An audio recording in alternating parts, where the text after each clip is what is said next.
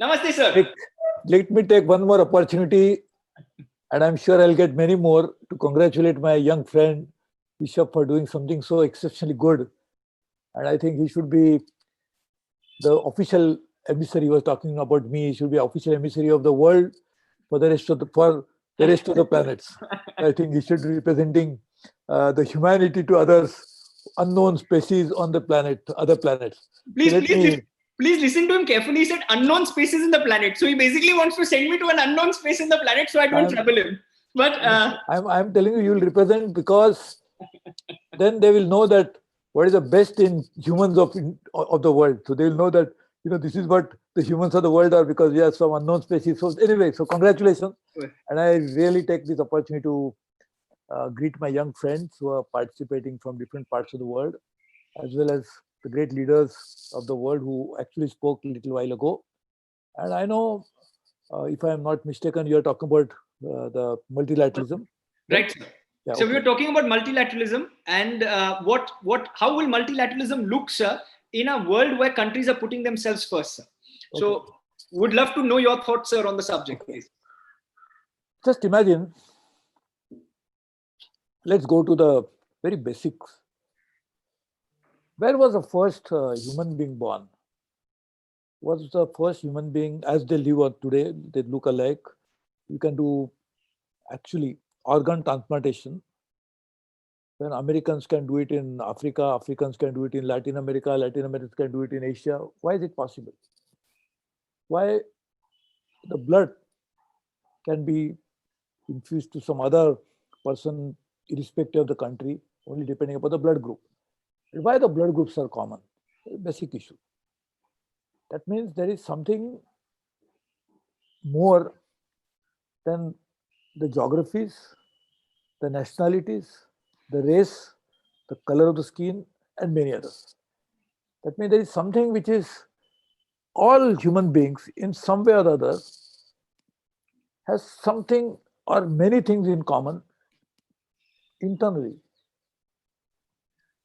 Then the challenge is, if it is so much common internally, why, when we externally manifest ourselves, why do we look so different? Why do we create so many different issues to fight each other? Now, that's a fundamental question. Now, in India, we have a thought which was born centuries ago. We said that world is one family, Vasudhaiva Kutumbakam. Then there was a great saint from Maharashtra, where I was born. He said, the whole world should be happy. How can I make everybody happy? In fact, there is a prayer which is actually saying that, let us make world happy. But nobody is talking about his, and the deeper thought into that, very deeper thought, is why world is one family. Because realizing this very basic concept that we are all one, related to one another in one way or the other. In fact, we are all ancestors of one single lady called Lucy, who was born in Africa. Anyway, we are all ancestors of that. So we are all Africans, all of us. But why was this prayer for global happiness? What is the underlying spirit in that? There is a very deep thought in that. And the thought is that I cannot make myself happy. I can never be happy myself unless I make others happy. And that is what Gandhiji said. Mahatma Gandhi, the great leader of the country, world, the one who fought for peace, one who fought for emancipation of the poor, he said, can you ever be sleeping in peace when your neighbor is hungry? Now, so this is a basic fundamental principle. Based on that, let us look at the multilateralism. When we are all related to one another and we find reasons to divide ourselves, and we have the issues which create conflicts, can there not be something bigger than that, which can override the conflicts, which can create a larger public good by global cooperation? A good example is what we are seeing today, that more than 200 geographies and countries are suffering from the same pandemic. Same. But the solution also comes from the same source. Only one. That's a vaccine. Different companies may develop different vaccine or something, but basically the idea of the vaccine is more or less the same.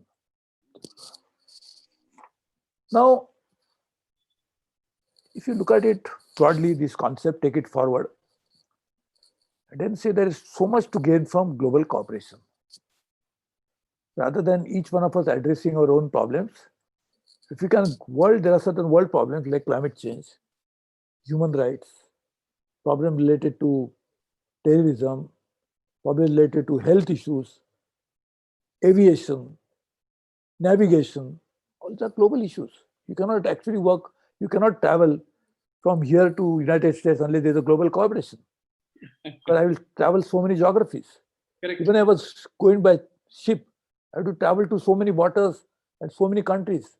So global cooperation is inevitable. Now, to achieve that global cooperation, can we not have institutions? Because you cannot have global cooperation without institutions. And therefore, multilateralism is basically a premise that we must cooperate, collaborate, and try to derive the benefits of that cooperation. United Nations was created essentially for that. But now we realize that there are more effective bodies outside United Nations, like what Rishabh runs. It is also another United Nations, far more formidable, far more powerful, far more effective, and far more participatory. Now you are that shows the power of working together. And institutions, we need multilateral institutions for many areas. WHO is a multilateral institution. World Health Organization. UN is a multilateral institution. World Trade Organization is a multilateral institution. It deals with trade. There's a WMO, which is World Meteorological Organization. Just because there is a problem which is going to hit, some cyclone is going to come, this cyclone is going to tell you that I will enter only Mexico and not US border because I'm different countries. They will hate both of them. So I think we really need this multilateralism in a very effective way to deal with global challenges. More than ever, because we are already integrated in a very significant way. So we cannot disentangle ourselves from that already engaged situation. Now, for multilateral institution to work, multilateralism to succeed, we need certain rules. We cannot play a football match in which we'll say only I will decide who is going to win. Some dictator can say that when my son's team only has to win. Otherwise, I will banish each one of you from my country. It's possible. Otherwise, you cannot play any game without rules. You cannot have multilateral institutions without rules. And you cannot have rules which are not governed by somebody. So you need an arbitrator to decide whether rules are properly followed or not. If somebody is agreed, how to take care of it. So all of these issues will be addressed properly if we think about new form of multilateralism. A multilateralism will be participatory, which will be rule-based, which will have regulatory bodies to oversee its operation and successful implementation. It will have a vision which will capture the reality of the world today. So we cannot ignore the poor countries because they are poor and only rich countries will rule it. It is not possible. So if you can work out on these modalities and create an institutional model, that would be, in my opinion, what Rishabh would call it multilateralism 3.0. That is what he wants to call it. But I'm saying, the zero should be avoided. Because why 3.0? Because there should not be any zero at all. There should be only zero is the beginning. It cannot be at the end. Because 3.0 means you start with 3 and end with 0. Why should we? Zero should be a starting point that there is nothing and we need to build up new institution.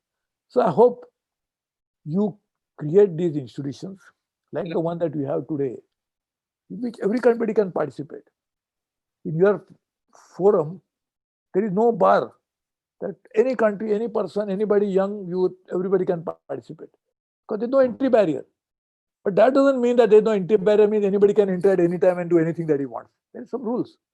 So we must have such bodies to deal with global challenges, whether dealing with healthcare, dealing with trade, dealing with many other issues, which in turn will promote larger public good. So let me go back to the point I was saying in the beginning. The great thought of great saint, his name was Saint Naneshwar, who said, let me, his prayer is for global good. And he realizes that that global good is achieved, I will also be happy. Because I am part of global anyway. I am part of the globe. So if you realize that making myself happy, I have to first elevate myself to the level in which I integrate with the rest of the world. And by integrating with the rest of the world, I realize that because I am now integrated into that, the happiness of the world is my happiness.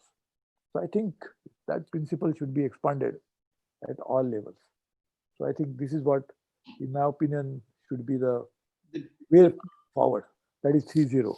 That is why 30, like you said, and your own happiness should be the happiness of the world, and that is and it is both symbiotic, and we should be altruistic per se. And I think India is one of those few countries, sir, that can unite the world, that can actually be the Vishwa Guru and can actually take the country, can take the world forward.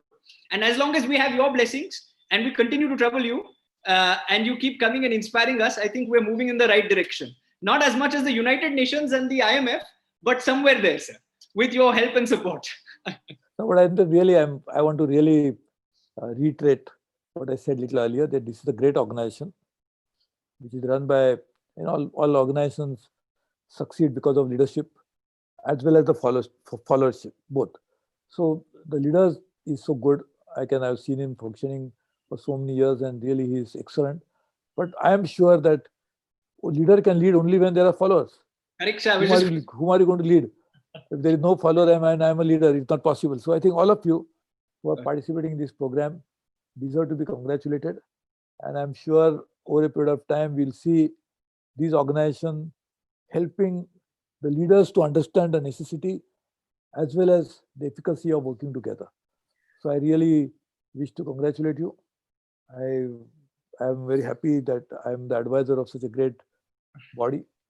And I'm sure the body is one part, but there is a soul. That's why it drives the body. The soul is the spirit with which you work. The spirit is very important, and the spirit is what is multilateralism. See, what is important is the body can be called by any name, but the spirit which drives the body is the spirit called multilateralism. So I think that is what it is. The spirit called multilateralism, and the spirit that Suresh Prabhu sir tells us to have. I think, thank you, Suresh Prabhuji. You have been very kind. You've spent time. I know there are meetings before and after, and you've managed to take out time for young people. So thank you very much for doing this. Conversation with a knowledgeable person is better than reading 100 books. You've spoken to him, so I'm sure you don't need to read the 100 books, but keep reading the 100 textbooks. Not because otherwise the teachers will come after both you and me. But thank you, sir. Thank you. Namaste. Thank you. Thank you. Thank you.